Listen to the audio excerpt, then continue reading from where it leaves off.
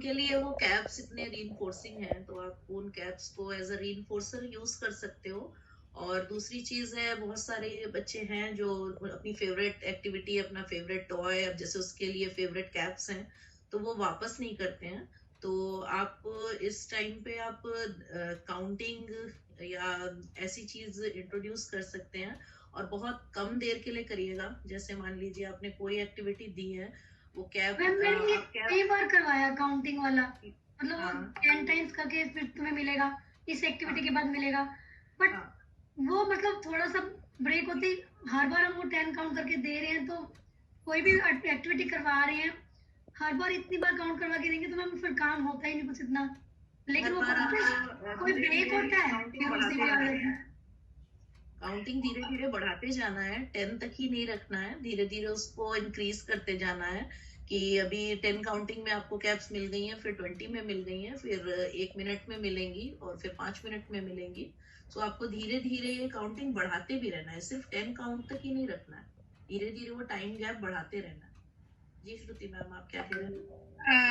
Actually ये बच्चा हाथ में लेके अगर कैप घूम रहा है तो हम उसको एक तरह का सेंसरी नीड भी मांग सकते हैं और हम एक तरह का बिहेवियर भी मांग सकते हैं, और दोनों को टैकल करने के तरीके अलग अलग हैं। समझ रहे हो आप? बिहेवियर ही लगता है मुझे तो। ठीक है, वो आपको लगता होगा बट नॉट नेसेसरी। उसका हाथ में वो उसको पकड़ के उसको थोड़ा सा एंटी एंजाइटी इफेक्ट भी आता होगा। It's a sense of familiarity, उसको लग रहा है कि ये कोई ऐसी एक चीज है। तो बहुत सारे मल्टीपल रीजंस हैं because of which he is वो उसको हाथ में पकड़े हुए है। ठीक है ना?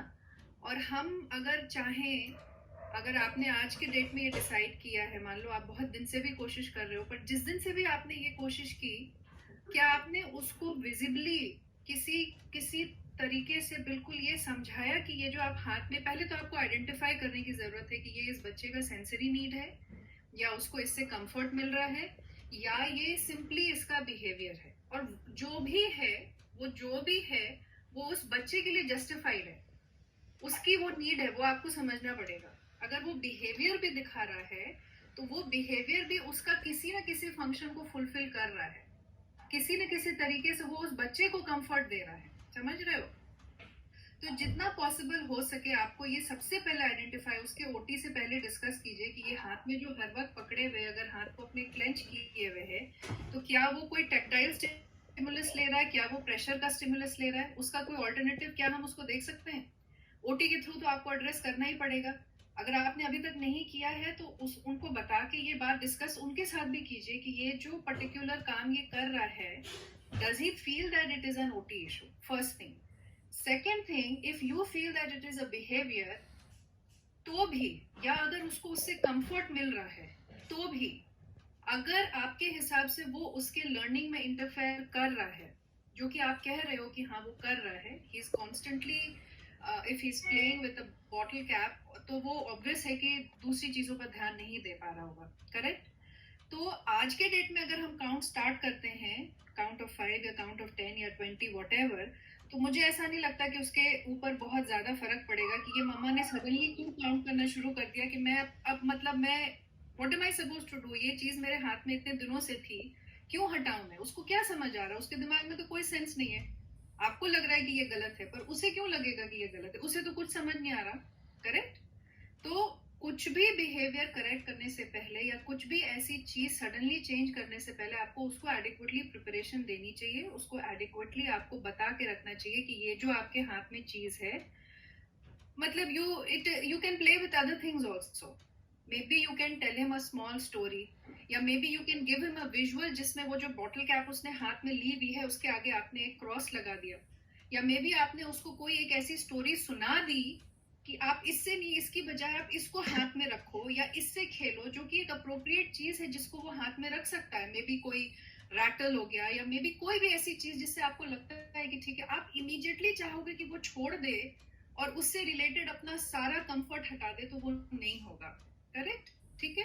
तो हमको उसको प्रॉपरली, मुझे ऐसा लगता है कि प्रिपेयर करना चाहिए पहले थ्रू अ शेड्यूल, कि इतने दिनों के बाद फिर आपके हाथ में ये वाला कैप मम्मा नहीं देंगी, तो उसका मेंटल एक फ्रेमवर्क बन गया कि अब मुझे ये कैप नहीं मिलेगी।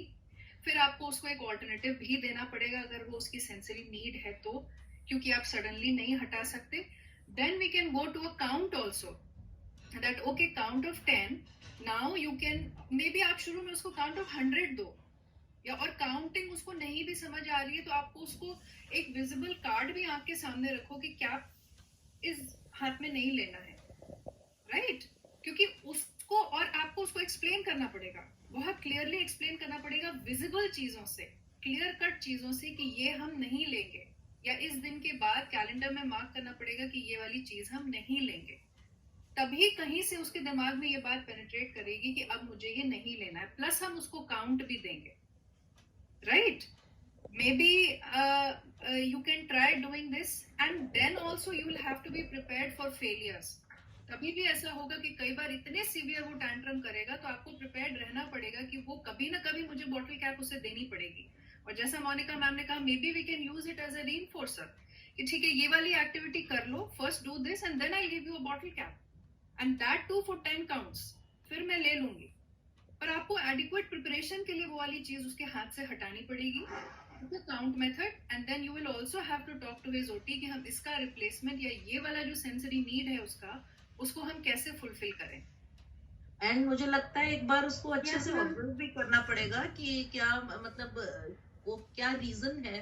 क्या वो जब आप उसे कोई टेबल टॉप एक्टिविटी करने को बोलते हो तभी वो कैप पकड़ के बैठता है, या वो हर समय पकड़े रहता है. तो आपको माइन्यूटली ऑब्जर्व भी करना पड़ेगा कि ऐसी कोई स्पेशल सिचुएशन तो नहीं है जब वो आते ही वो बॉटल कैप हाथ में पकड़ता है, या आप कोई राइटिंग वर्क कराने जा रहे हो या कुछ ऐसी एक्टिविटी कराने जा रहे हो जिस टाइम को ऐसा फील होता है कि वो बॉटल कैप पकड़ ले. तो ये चीज भी बॉटल कैप और थ्रेड जैसे वो तो हमेशा लेने की कोशिश करते हैं. It's very much possible. I just wanted to share something.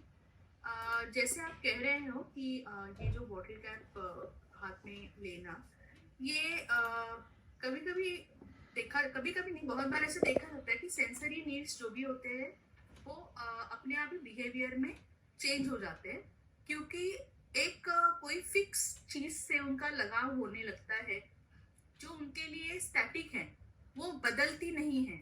वो जो बॉटल कैप हाथ में होना कहीं ना कहीं उसके अपने होने के बराबर हो जाता है.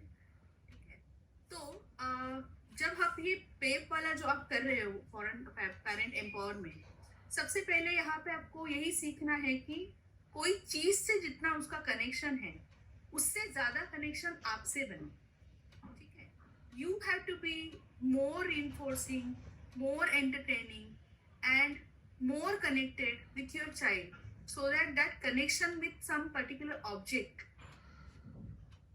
ठीक है, एक parent of special need child होने के बाद हम ये जरूर कहीं ना कहीं हम नहीं समझ पाते कि हमारा बच्चे के साथ में कनेक्शन कैसे बढ़ेगा. हमारे बच्चे जनरली ऑब्जेक्ट से ज्यादा जुड़े होते हैं, इसीलिए क्योंकि वो ऑब्जेक्ट चेंज नहीं होता और हम चेंज होते रहते हैं. हमारे मूड स्विंग्स होते रहते हैं, हम कभी गुस्सा होते हैं, कभी हम खुश होते हैं, कभी हम अपने वर्ल्ड में रहते हैं, कभी हम उनसे कनेक्टेड रहते हैं, कभी डिस्कनेक्टेड रहते हैं, लेकिन वो ऑब्जेक्ट उनके साथ हमेशा रहता है. तो आपको यहाँ पे अभी यही सीखना है कि how you can be more enforcing, more connected with your child.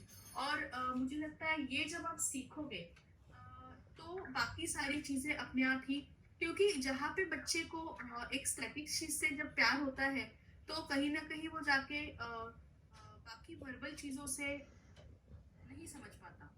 ठीक है, कि अगर हम उनको काउंटिंग भी दे, अगर हम उनको शेड्यूल भी दे, अगर हम उनको स्टोरी दिखाए, अगर हम उनको कोई शेड्यूल दिखाए, तब भी वो नहीं समझ पाते हैं, क्योंकि उनकी urge to get connected with that object is more than anything else.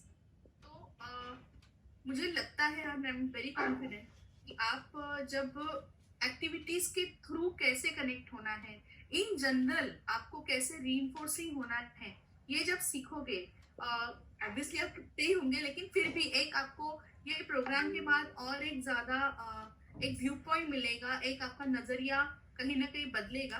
और उसके बाद में बच्चा जरूर कुछ सीखे। Yes ma'am, thank you. Please don't forget to celebrate in the moment.